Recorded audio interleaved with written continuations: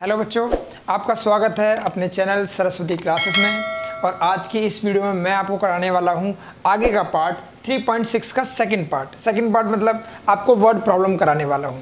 इससे पहले वाली वीडियो में मैंने आपको करा दिया था, जितने भी आपकी इक्वेशंस थी लगभग 8 क्वेश्चन थे, सारे मैंने करा दिए थे। अब जैसी इक्वेशन आपने तब पढ़ी थी वैसी इक्वेशंस हमें जो आगे के 3 वर्ड प्रॉब्लम है उसमें भी ऐसी इक्वेशन बनेगी। तो उन्हीं इक्वेशंस को बनाना है और आगे सॉल्व करना है।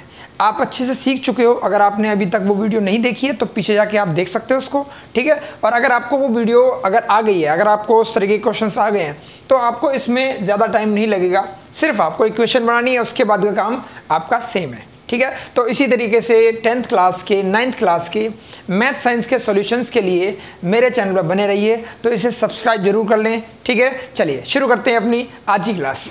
जो हमारा पहला क्वेश्चन जो है वो क्वेश्चन नंबर 2 और फर्स्ट पार्ट जो हमारा है वो है Ritu can row down stream 20 kilometer in 2 hour. मैं लिख लेता हूँ रफ, है ना। डाउन स्ट्रीम कितना बोला, 20 किलोमीटर, और टाइम कितना लिया, टाइम ले लिया, ये डिस्टेंस हो गया 20, और डाउन स्ट्रीम की बात कर रहे हैं और टाइम कितना लिया 2 our.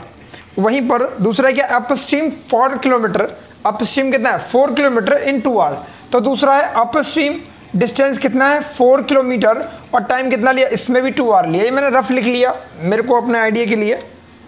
Find the speed of roll in a still water and the speed of current, ठीक है। तो हमें क्या करना है, हम स्पीड ऑफ ऋतु मान लेते हैं क्योंकि इसमें ऋतु की बात की जा रही है, और दूसरी तरफ हम मान लेते हैं स्पीड ऑफ वाटर, या वाटर की मान लेते हैं, कोई वो दिक्कत नहीं है, ठीक है। चलिए तो ऐसा करते हैं, जैसा कि हमने इंट्रोडक्शन में भी पढ़ा था कि जब भी हमें अप स्ट्रीम या डाउन स्ट्रीम का क्वेश्चन आता है हमें कुछ चीज़ें हैं वो कॉमन लिखनी पड़ती हैं, वो लिखनी ही पड़ेंगी, चाहे आपका कैसा भी क्वेश्चन हो, चाहे आपका छोटा हो या बड़ा हो। हमने जो एग्जाम्पल किया था वो बहुत बड़ा क्वेश्चन था, एक अच्छा क्वेश्चन था वो। बट यहाँ पर अगर हम बात करते हैं तो लेट करते हैं, let speed of Ritu in still water be x kilometre per hour. ये मैंने ऋतु की स्पीड को क्या माना है, x किलोमीटर पर आवर, और मैंने किस में माना है, स्टिल वाटर में माना है, ठीक है। एक बार और मैं आपको बताऊंगा कैसे बात कर रहा हूं मैं इस पे। And speed of water be y kilometre per hour. जरा समझते हैं एक बार, थोड़ा सा आइडिया और ले लेते हैं कि अगर इस डायरेक्शन में आपकी रिवर फ्लो कर रही है, यानी वाटर का फ्लो है y किलोमीटर पर आवर, और आपकी जो स्पीड है बोट की स्पीड वो इस डायरेक्शन में x किलोमीटर पर आवर की स्पीड है, तो ये जो स्पीड आपको दी है ये कौन सी दी है, ये दी है स्टिल वाटर। स्टिल वाटर में आपकी क्या स्पीड होगी, ये आपका ये x किलोमीटर पर आवर है। बट अगर हम बात करते हैं डाउन स्ट्रीम में, तो डाउन स्ट्रीम में जो स्पीड हो जाएगी वो कितनी हो जाएगी, x प्लस y, दोनों का सम। और इसी के अपोजिट अगर बात करें कि अगर रिवर में अगर बोट की डायरेक्शन ये है और उसकी x kilometre per our speed है, तो वहीं पर हमारी इस डायरेक्शन में y kilometre per our river की स्पीड है, यानी वाटर की स्पीड है। तो अप स्ट्रीम के केस में यही स्पीड क्या हो जाएगी, x माइनस वाई, ठीक है। तो इस तरीके से हम इस चीज़ को लेते हैं, तो क्या होगा, यहाँ पर आगे सॉल्व करेंगे तो क्या होगा, speed of Ritu in downstream कितनी हो जाएगी, x plus y kilometre per hour, ठीक है। x plus y kilometre per hour. वहीं पर स्पीड ऑफ वाटर या ऋतु इन अप स्ट्रीम में कितनी हो जाएगी, x minus y kilometre per hour. देखो ये जो चीज़ मैंने लिखी है, 4 चीज़ें क्या, एक तो ऋतु की स्पीड स्टिल वाटर में, एक वाटर की स्पीड, है ना, और ऋतु की स्पीड इन डाउन स्ट्रीम और अप स्ट्रीम। ये चीज़ आपको हर बार करनी पड़ेगी। हमारे पास 2 केस बनते हैं। पहला केस क्या है, देखो एक केस हमारा बन जाएगा केस 1, जिसमें कितना डिस्टेंस कितना, देखो डिस्टेंस ट्रेवल किया कितना 20 किलोमीटर, ठीक है। या मैं एक बार ये भी लिख सकता हूं, फॉर क्या लिखा है, फॉर डाउन स्ट्रीम। जब हम डाउन स्ट्रीम की बात करेंगे तो स्पीड भी डाउन स्ट्रीम वाली लेंगे। इसमें डिस्टेंस कितना है बच्चों, डिस्टेंस ले लिया 20 किलोमीटर, एंड टाइम कितना ले लिया तो टाइम हो गया हमारा 2r। आपको पता है डिस्टेंस स्पीड टाइम ग्राफ का जो स्पीड डिस्टेंस टाइम का जो रिलेशन होता है वो हो जाता है distance is equal to speed into में टाइम। ठीक है, स्पीड इनटू में टाइम। बट हमें बात करनी है टाइम की, निकालने के लिए फॉर्म कर लेते हैं। तो इसमें क्या होगा, टाइम इज इक्वल टू कितना हो जाएगा, डिस्टेंस अपॉन में स्पीड, और टाइम कितना है 2r, और डिस्टेंस कितना देखो 20, और स्पीड कितनी है x प्लस वाई। ठीक है, तो यहाँ पे स्पीड भी लिख सकते हो आप, speed is equal to x plus y. ये बात किसकी है, ये बात की है हमारी डाउन स्ट्रीम की। ठीक है बच्चों, चलिए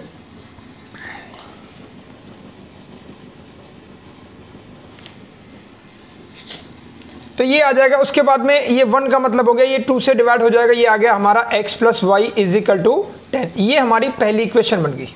ठीक है, चलिए केस 2 की बात कर लें।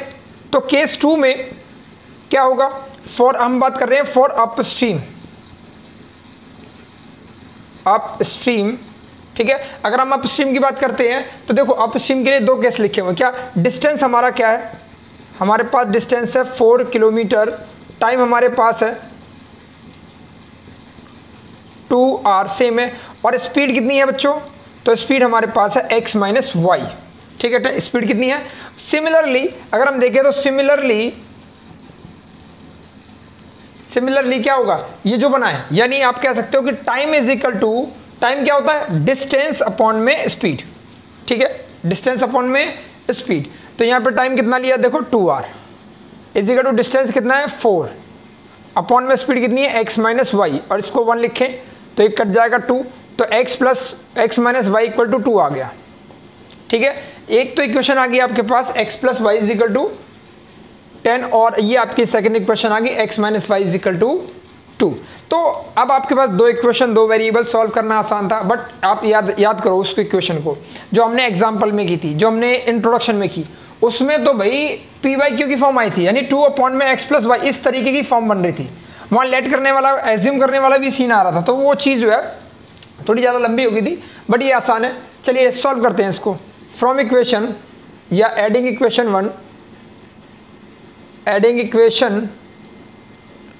1 एंड 2 वी गेट, क्या मिलेगा देखो, x minus y equal to 2 और x plus y equal to 10 add करोगे ये खत्म हो जाएगा, तो क्या हो जाएगा 2x इज इक्वल टू 12, और यहाँ से x की वैल्यू कितनी आ गई 6, और ऐसे इसकी वैल्यू यहाँ रख दो। ठीक है, यहाँ रखें अगर ये वैल्यू तो कितना हो जाएगा x plus y is equal to 10, तो y की वैल्यू कितनी आ गई 10 माइनस 6, y की वैल्यू आ गई 4। तो x को हमने क्या माना, देखो x को हमने माना था ऋतु की स्पीड इन स्टिल वाटर। ठीक है, तो x की वैल्यू कितनी आई, यहाँ लिख देता हूँ, x इज इक्वल टू आ गई 6 kilometre per hour and y is equal to 4 kilometre per hour. तो यही चीज़ निकालनी थी, एक तो आपको ऋतु की स्पीड बतानी थी, दूसरी आपको वाटर की स्पीड बतानी थी। तो ऋतु की स्पीड 6 किलोमीटर पर आ रही है, और जो रिवर है यानी जो वाटर है स्ट्रीम है उसकी स्पीड 4 किलोमीटर पर आ रही है। ठीक है, चलिए ये हमारा क्वेश्चन था, और अगर आपको अभी भी समझ में नहीं आया तो दोबारा भी देख सकते हो, इंट्रोडक्शन वाला क्वेश्चन भी देख सकते हो, वो बहुत इंपॉर्टेंट है ये। तो चलिए बच्चों शुरू करते हैं अपना सेकंड क्वेश्चन, और सेकंड क्वेश्चन भी अच्छा क्वेश्चन है, इस तरीके के क्वेश्चन आ जाते हैं। क्वेश्चन है 2 वोमेन, मैं रफ वर्क लिख लेता हूँ है ना, 2 वोमेन प्लस 5 मैन मिलके काम को ख़त्म करते हैं 4 डेज में, 4 डेज में काम को ख़त्म करते हैं। And while the 3 women plus में 6 man finish this work in 3 days, कितने दिन में, 3 दिन में ख़त्म कर देते हैं। आगे बोला find the time taken by the 1 woman alone finish the work and the also take by the 1 alone man alone, यानी आपको ये बताना है कि एक बंदा, एक वोमेन जो है वो कितने दिन में काम खत्म कर देगी, और एक अकेला अगर मैन हो तो वो कितने दिन में काम खत्म कर देगा, ये आपको निकालना है। और जो चीज़ निकालनी है उसी को आप कर लो एज्यूम। क्या करोगे, late 1 woman finish the work in X days and 1 man finish this work in y days. मैंने क्या करा, मैंने ये मान लिया कि एक वोमेन जो है वो एक्स दिन में यानी एक्स डेज में काम खत्म करेगी और एक मैन जो है वो वाई डेज में काम को खत्म कर लेगा, ये मैंने मान लिया। ठीक है, अब देखो, अब यूनिटरी मेथड लगेगा, इस चीज को समझना। मैं यहां पर वन का मतलब क्या लूंगा, देखो वन का मतलब होता है कोई चीज काम किया वो पूरा खत्म कर दिया, वन का मतलब होगा कंप्लीट। एक वोमेन, ठीक है, तो वन वोमेन जो काम खत्म कर रही है वन पूरा खत्म एक्स डेज में। कितने डेज में, तो एक्स डेज में जो काम खत्म हुआ वो वन हो गया, यानी पूरा कंप्लीट हो गया। बट वन डे की बात करें तो क्या होगा, अगर मैं बोलूं कि वन डे में काम कितना खत्म किया, तो वन डे में भैया 1 में एक्स हो जाएगा। यूनिटरी मेथड याद करो कि अगर 100 पेन 1000 रुपए के हैं तो एक पेन कितने का है, तो 1000 में 100, ऐसे करते हो ना, दिस अपॉन में दिस। वही मैंने करा, क्या एक्स डेज में काम खत्म होता है पूरा, तो एक दिन में कितना काम खत्म होगा, तो दिस अपॉन दिस, वही कर दिया। तो क्या लिखेंगे आगे, आगे हम करेंगे वन वोमेन वन डे। अब जरा देखो एक चीज समझना, मैं पूरे काम को, यानी अगर वो पूरा काम खत्म कर देती है उस चीज को मैं वन मान के चल रहा हूं, यानी एक्स डेज में कोई काम खत्म हो रहा है, पूरा खत्म कर दिया भाई। ठीक है, एक्स डेज में कितना काम खत्म कर दिया, वन। वन का मतलब पूरा होता है ना, वन का मतलब पूरा। अगर मान लो 1/2 होता है इसका मतलब हाफ, 3/4 होता है इसका मतलब है फोर्थ का 3 पार्ट, है ना। 1 और 2/4 होता है मतलब हाफ, या 1/4 होता है मतलब फोर्थ। बट पूरा ही काम खत्म कर दिया एक्स डेज में, तो वन डे में कितना काम खत्म होगा बेटा, 1/x। अब ये बात किसकी की है मैंने, वन डे की। ये यूनिटरी मेथड है, कोई अलग चीज नहीं है, बहुत बड़ी चीज नहीं है, यूनिटरी मेथड है और यही चीज हमें लगानी है, कोई अलग से चीज नहीं है। क्या है, एक्स डेज में काम खत्म कर दिया पूरा, तो वन डे का वन वोमेन का वर्क कितना हो जाएगा, तो वन डे का one women one day work कितना हो जाएगा, 1/x। ठीक है, अब देखो कितनी वोमेन है, 2, तो 2 वोमेन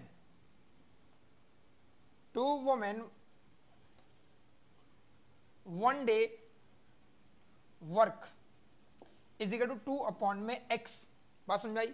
चलिए उसी तरीके से आप देखो मैन के लिए वन, आप थोड़ा चेंज लिखने में भी चेंज कर सकते हो, है ना। दोनों तरीके से मैं आपको बताता हूं कि एक बार इसमें ऐसे लिख दिया, दूसरे तरीके से मैं इसमें लिख के दिखाता हूं कि one day work by one man is equal to 1/y हो जाएगा। वही सेम चीज देखो, वाई डेज में अगर काम खत्म हो जाता है तो वन डे का वर्क कितना हो जाएगा, 1/y हो जाएगा।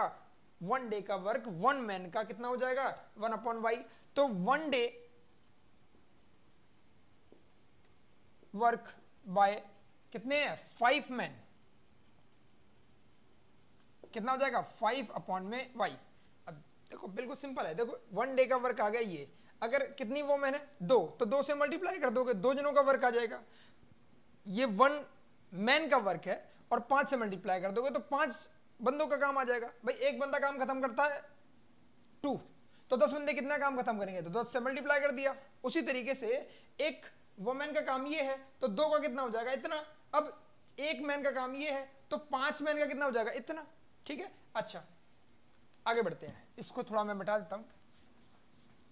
अब देखो ये इक्वेशन बनाई थी मैंने, इसको चलो हटा देते हैं, आप देख लेना यही इक्वेशन आएंगी, आप पॉज करके पीछे करके बैक में देख लेना जब बनेगी तब। ठीक है, चलिए तो अब हमने क्या करा, हमने कहा एक दिन का वर्क इसका और एक दिन का वर्क इनका ऐड कर दें, तो वन डे वर्क क्या लिखेंगे, one day work bye 2 women and 5 man. बेटा मैं थोड़ा शॉर्ट में लिख रहा हूं, आपको समझ में आए, है ना। तो ये कितना हो जाएगा, ये हो जाएगा आपका 2/x प्लस 5/y, ये हो गया। तो एक बार बताओ मुझे, ये एक दिन का वर्क है और उन्होंने काम कितने दिन किया है, 4 दिन काम किया है।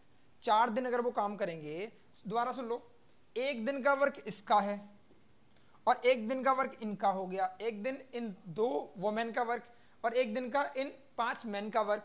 तो ये दोनों जने, ये दोनों की दोनों अगर 4 दिन लगे रहे तो काम तो फिनिश हो जाएगा ना। तो क्या करेंगे हम करेंगे कि अगर 2/x प्लस में 5/y को अगर मैं 4 से मल्टीप्लाई कर दूं तो काम तो फिनिश। भाई ये कितना था, ये 1 दिन का वर्क था, तो 4 दिन का वर्क कितना हो जाएगा, इतना, और इतना वर्क क्या है, इतना, तो खत्म हो जाएगा काम। और खत्म होने के लिए मैंने क्या लिया था, 1, खत्म होने के लिए क्या लिया मैंने, 1। इस चीज का ध्यान रखना, ठीक है। तो यहां से इक्वेशन क्या बनेगी, 2/x प्लस में 5/y इज इक्वल टू कितना हो जाएगा, 1/4। यही इक्वेशन बनी थी आपकी पहली।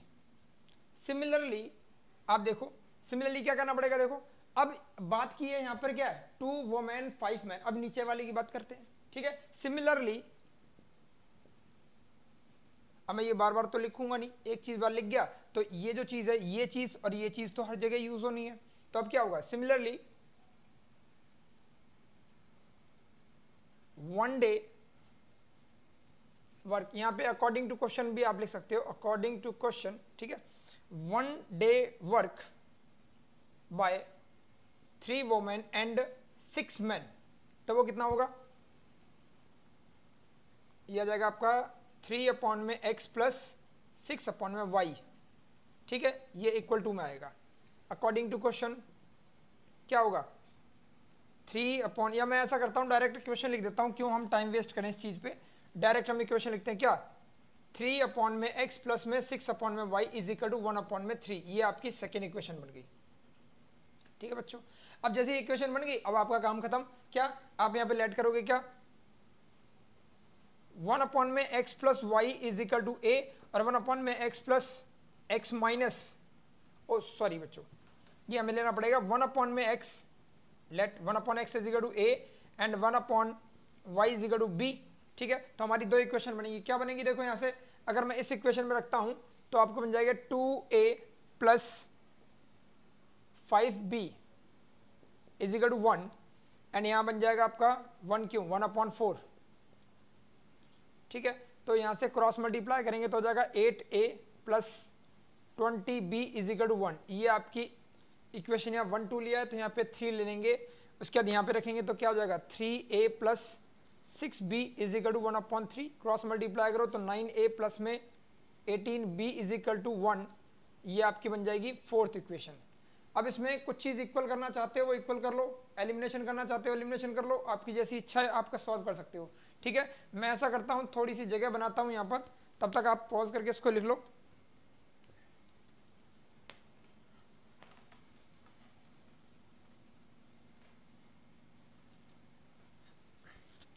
तो देखो बच्चों, हमारे पास दो इक्वेशन बनी थी, एक ये बनी है और एक ये बनी है। क्या कर सकते हैं हम ऐसा करते हैं, इनका ए का कोफिशिएंट क्या कर लेते हैं, इक्वल कर लेते हैं।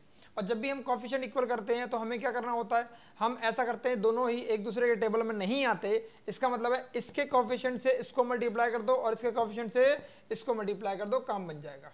चलिए करते हैं इसको। तो ये हो जाएगा आपका 8a plus 20b is equal to 1 को मल्टीप्लाई कर देंगे 9 से, and 9a plus 18b is equal to 1 को मल्टीप्लाई कर देंगे 8 से। करो मल्टीप्लाई, कितना होगा 72, a प्लस में 180, 9 दूनी 18, ठीक, b इज इक्वल टू 9, यह जाएगा 72a प्लस 18, 64, 4 6 आ गया और 8 कम 8 और 144, b इज इक्वल टू 8। क्या कर दें हम, इसको कर दें सब्ट्रैक्ट, ये खत्म हो गया। यहां से क्या आ जाएगा, यहां से आ जाएगा 6, यहां से हो जाएगा 4 क्यों 3, b इज इक्वल टू यहां से बच गया 1, तो कितना आ जाएगा b इज इक्वल टू 1/36। अब इसकी वैल्यू कहाँ रखें, इसकी वैल्यू यहाँ रखेंगे, ज़्यादा दूर नहीं जाते, यहाँ रख देते हैं। क्या हो जाएगी, तो 8a प्लस 20b, b की वैल्यू हो जाएगी 136 इज इक्वल टू 1। तो ये कितना हो जाएगा, ये 8a इज इक्वल टू ये कितना हो गया 10, 18, ये हो जाएगा आपका 5 और ये जाएगा 9, इसको उधर भेजें तो कितना होगा 1 minus 8a is equal to 1 minus 5/9, LCM लेंगे तो आ जाएगा 9 माइनस 5/9 यानी 4/9, 8a। इसको मैं मिटा देता हूँ, किसी काम का नहीं है ये, ठीक है। तो कितना हो गया ये, तो 8a इज इक्वल टू 4/9, ये डिवाइड करेंगे तो आ जाएगा 2, यानी 2a इज इक्वल टू 1/9 और a की वैल्यू हो जाएगी 1/18। ए की वैल्यू आ गई, बी की वैल्यू आ गई, दोनों की वैल्यू आ गई। तो याद करो क्या लिखा था हमने किया था कि 1/x इज इक्वल टू ए है, तो ये क्या हो जाएगा 1/x इज इक्वल टू 1/18, तो x की वैल्यू कितनी आ गई, ठीक है। उसी तरीके से 1/y is equal to be, और क्या होगा, तो 1/y is equal to be में कितना हो जाएगा, 1/b की वैल्यू देखो कितनी है 36, तो y इज इक्वल टू कितना आ जाएगा 36। इसका मतलब हुआ कि सेपरेटली अगर हम बात करें तो x डेज क्या था, वोमेंस, यानी वोमेंस जो है टाइम लेगी वो 18 डेज लेंगी, और जो मैन है वो कितना टाइम लेंगे, वो हमारे 36 डेज लेंगे। यानी एक बंदा, एक वोमेन टाइम लेगी 18 डेज, तो एक मैन जो है वो टाइम लेगा 36 डेज। ये आपका आंसर होगा, ठीक है। इसी के साथ हम अपने नेक्स्ट क्वेश्चन पे बढ़ते हैं। और देखो इजी क्वेश्चन है, आप ये जो चीज़ है ना, ये चीज़ समझ में आ गई ना, एक बार आपसे इक्वेशन एक बार बन गई उसके बाद कोई दिक्कत नहीं है। अगर आप डायरेक्ट भी कर देते हो तो टीचर 1 नंबर आधा नंबर अपनी मर्जी से काट सकता है, इसलिए बेटर है आप ये चीज़ें लिखो और इसी तरीके से क्वेश्चंस को सॉल्व करो, ठीक है। तो बच्चों शुरू करते हैं अपना थर्ड क्वेश्चन, और थर्ड क्वेश्चन भी अच्छा है, ठीक है। रोहित ट्रेवल, क्वेश्चन क्या है, Rohit travel 300 kilometre to her home party by the train partially by, ठीक है। अपने घर पे जाने के लिए इसका डिस्टेंस कितना है 300 किलोमीटर है, और वो पार्शली ट्रेवल करती है बाय ट्रेन, इससे ट्रेन से, और बाकी जो ट्रेन बचा वो बस से, ठीक है। मैं आपको यहाँ पे एज्यूम करके नहीं दिखाऊंगा, डायरेक्ट आपकी इक्वेशन बनाऊंगा, ठीक है। She take 4 hour if the travel 60 kilometre, 4 घंटे लगते हैं उसको। अगर ये केस 1 हो जाएगा आपका, 2 केस बनेंगे इसमें। She take 4 hour if travel 60 kilometre by the train, भाई ट्रेन से कितना ट्रेवल किया 60 किलोमीटर, तो एक बार बताओ इससे 60 किया तो बाकी जो बचा यानी 240 किलोमीटर वो किससे किया, वो बस से किया। और अगर ये बस से किया तो डिस्टेंस आपको पता लगेगा दोनों का। उसके बाद टोटल मिला के इन दोनों से जो मिला के जो टाइम लगा वो टाइम कितना लगा, वो टाइम लगा 4 आवर। टाइम कितना लगा 4 आवर। अच्छा दूसरा बचा इफ शी ट्रेवल 100 किलोमीटर, अगर मान लो ये जो 300 किलोमीटर में से एक जो ट्रेन वाला है और एक बस, अगर वो ट्रेन से 100 किलोमीटर ट्रेवल करती है तो यहाँ बचेगा 200 किलोमीटर, ठीक है। और जो टाइम लगेगा वो 10 मिनट लॉन्गर लगेगा। लॉन्गर का मतलब क्या हुआ, जो यहाँ टाइम लगने वाला है वो टाइम लगेगा 4 आवर प्लस 10/60। अब 60 क्यों करा, ये भाई ये है आर में और ये है मिनट्स में, बात कैसे बनेगी, दोनों को सेम चीज़ में कन्वर्ट करना पड़ेगा, इसलिए मैंने 10 मिनट को भी आर में कन्वर्ट कर लिया। इसका मतलब है 4 + 1/6 यानी 25/6 आर लगेंगे टाइम, ठीक है बच्चों। अब देखो हमें क्या करना पड़ेगा, हमें लेट करना पड़ेगा, हमें एज्यूम करना पड़ेगा स्पीड दोनों की क्या है। मैंने एज्यूम कर लिया कि स्पीड इसकी कितनी है x किलोमीटर पर आवर और इसकी कितनी है y किलोमीटर पर आवर। ऐसी इसकी स्पीड कितनी है x किलोमीटर पर आवर, तो इसकी कितनी हो जाएगी y किलोमीटर पर आवर। अब केस 1 केस 2 ध्यान समझना बच्चों, केस 1 केस 2। तो केस 1 आप लेके चलो, केस 1 में क्या हो रहा है, तो केस 1 में ट्रेन के लिए हम दोनों को मिला के देखें तो जो टाइम लिया t1 यानी t1 क्या हो जाएगा, 2 केस बनेंगे इसमें। एक तो मैं बात कर रहा हूँ 40, इधर क्या लिख रहा हूँ ट्रेन के लिए बात कर रहा हूँ इधर, और इधर बस के लिए बात कर रहा हूँ, ठीक है। अब देखो डिस्टेंस कितना है, तो डिस्टेंस है 60 किलोमीटर और स्पीड कितनी है, स्पीड है x। ऐसे ही x किलोमीटर पर आवर। ऐसे ही बस के लिए डिस्टेंस कितना है, तो 240 है और स्पीड कितनी है y किलोमीटर पर आवर। और टाइम यानी t1 ले लिया मैंने, इसको टाइम ये t2 ले लिया, तो t1 क्या होगा, टाइम क्या होता है डिस्टेंस अपॉन में स्पीड, डिस्टेंस अपॉन में स्पीड, तो डिस्टेंस अपॉन में स्पीड हो गया और ये कितना हो जाएगा 240 अपॉन में y। अब अकॉर्डिंग टू क्वेश्चन अगर देखा जाए तो क्या बोला था, दोनों ने मिलकर टाइम कितना लिया 4 घंटे, दोनों ने मिलकर टाइम कितना लिया 4 घंटे, तो दोनों का मिला के यानी t1 प्लस में t2 कितना हो जाएगा 4। इसका मतलब हुआ कि 60 x प्लस में 240 y इज इक्वल टू कितना आ गया 4। ये आपकी पहली इक्वेशन बन जाएगी। अब देखो केस 2, केस 2 में क्या होगा,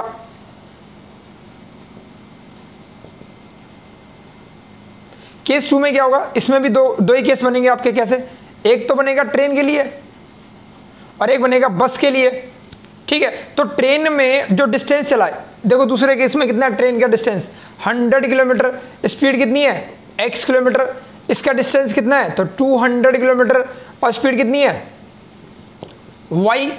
अब इसके लिए भी क्या होगा t1, और इसके लिए कितना हो जाएगा t2, तो t1 कितना हो जाएगा 100/x, और ये कितना हो जाएगा 200/y।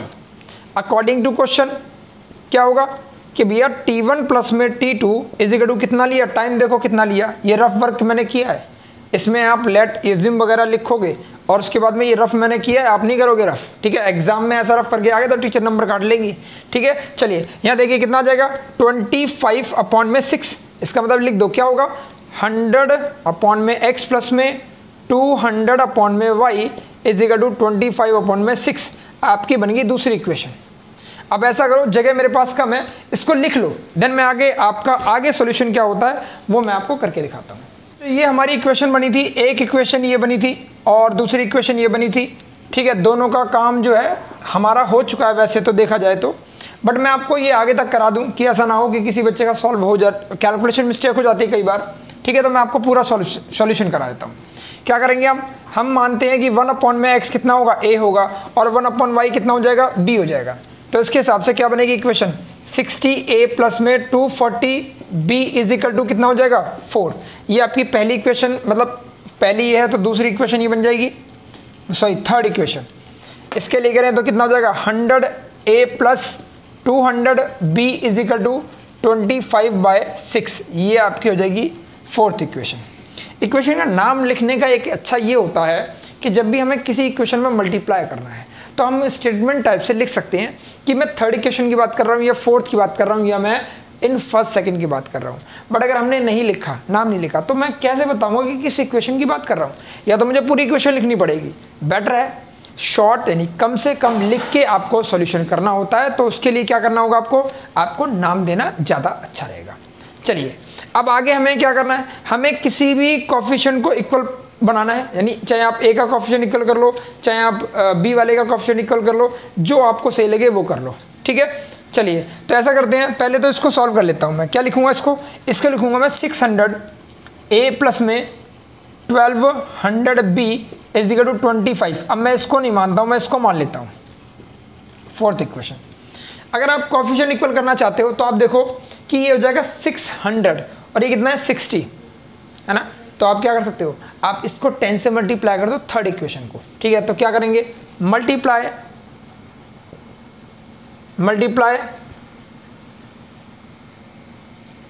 3/10, ठीक है। तो कितनी हो जाएगी ये हो जाएगा 600a plus 2400b is equal to 40, और ये आपको एज इट इज लिखना है 600a plus 1200b is equal to 25। कर दो सब्ट्रैक्ट, काम खत्म। कैलकुलेशन का इतनी बड़ी बड़ी कैलकुलेशन सब खत्म। कितना हो जाएगा, तो 1200b इज इक्वल टू कितना हो जाएगा, ये जाएगा 15। तो b की वैल्यू कितनी आ गई, b की वैल्यू हो जाएगी 15/1200। 5 से डिवाइड करो तो कितना आएगा 3, और 5 से डिवाइड किया तो कितना आएगा 240। फिर b की वैल्यू कितनी आ जाएगी, फिर जा रहा है 3 से, कितने बच जाएगा 180। तो b की वैल्यू कितनी आ गई 80, 1/80। अब इस b की वैल्यू को कहाँ रखोगे, यहाँ रख दो। तो 60a प्लस 240 इंटू में 1/80 इज इक्वल टू 4। तो ये 0 से 0 गया और ये 3 पे जाएगा, तो 60a plus 3 is equal to 4, ये जाएगा 1। तो a की वैल्यू कितनी हो जाएगी, a की वैल्यू हो जाएगी 1/60। अब a और b की वैल्यू आ गई। अब क्या करना है, जो हमने लेट किया था, याद होगा आपको लेट क्या किया था, हमने किया था कि 1/x is equal to a है, तो 1/x is equal to a की वैल्यू कितनी है, देखो 1/60, यानी x की वैल्यू कितनी आ गई 60 kilometre per hour, and y 1/y is equal to b था, तो 1/y is equal to b की वैल्यू कितनी आई है 1/80। इसका मतलब है कि y is equal to 80 kilometre per hour. अब याद होगा आपको कि जब हमने लेट किया था तो ये स्पीड कितनी थी, किसकी थी, ट्रेन की, और ये स्पीड किसकी है, बस की, ठीक है। तो जो ट्रेन है, ट्रेन की स्पीड कितनी होगी x किलोमीटर, यानी 60 किलोमीटर पर आवर जो है ट्रेन की स्पीड है, और हमारी बस की स्पीड कितनी है 80 किलोमीटर पर आवर। तो ये था हमारा जो बचा हुआ पार्ट, जिसका मैं सेकंड पार्ट मैंने आपको बनाया है। ठीक है, आप पहली बार इस चैनल पे हैं तो इसको सब्सक्राइब कर लें। इससे आपको जो भी नई वीडियो आती है 10th क्लास की, अभी तो मैं 10th की बना रहा हूँ, आगे आपकी 9th की भी आएंगी, मैथ की भी, साइंस की भी आती रहेंगी। ठीक है, तो अगर आप नए हो इस चैनल पे तो सब्सक्राइब कर लें। ठीक है, लाइक करें, कमेंट करें एंड शेयर भी आप कर सकते हैं। ठीक है, तो चलिए इसी के साथ गुड बाय।